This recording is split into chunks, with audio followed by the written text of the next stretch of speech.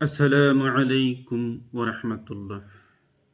نحمده ونصلي على رسوله الكريم. أما بعد، فقد قال الله تعالى في كلامه المجيد وفرقانه الحميد: فأعوذ بالله من الشيطان الرجيم. بسم الله الرحمن الرحيم. ومن شر حاسد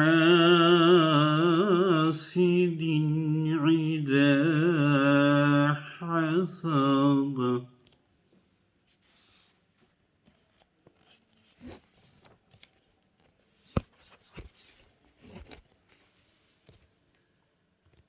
وعن أبي هريرة رضي الله عنه أن النبي صلى الله عليه وسلم قال: إياكم والحسد،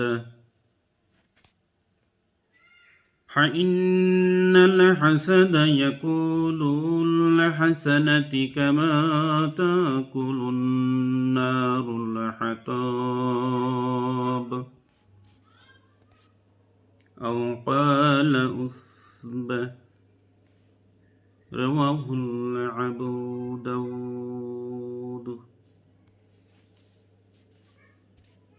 প্রতিদিনের ন্যায় আজকের আলোচনা হিংসুক থেকে আশ্রয় চাওয়ার এবং হিংসাকারীর ক্ষতি নিয়ে কোরআন এবং সুন্নাহ থেকে সংক্ষিপ্ত একটি করে।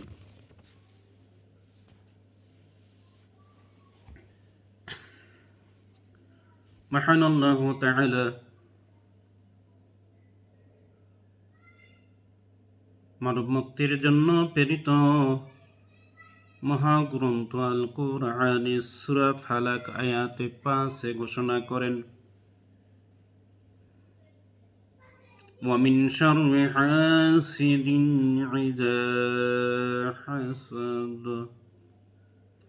আর হিংসুকের অনিষ্ট থেকে পানা চাই যখন সে হিংসা করে। যখন হিংসুক হিংসা করে ধৈর্য ধারণ করে আল্লাহ তাআলার কাছে পূর্ণ বিশ্বাসে আস্থা রেখে তার কাছে সাহায্য কামনা করাই উত্তম। হিংসাকারীর পরিণাম বর্ণনায় রাসূলুল্লাহ সাল্লাল্লাহু আলাইহি ওয়াসাল্লামের হাদিস।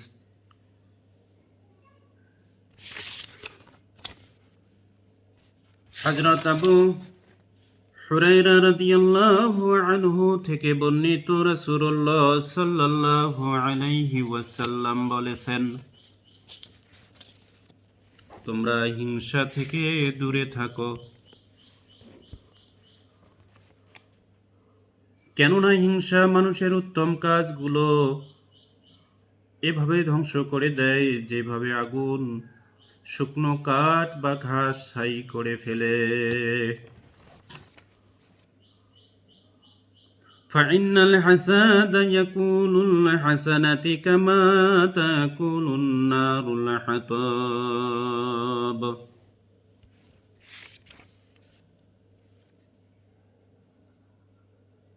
তাই আসুন আমরা হিংসুকের অনিষ্ট থেকে আল্লাহ তাআলার কাছে পানা চাই এবং এই নিকৃষ্ট ঘৃণিত স্বভাবের কাজটি আমাদের মধ্যে যারা আমরা লালন করি,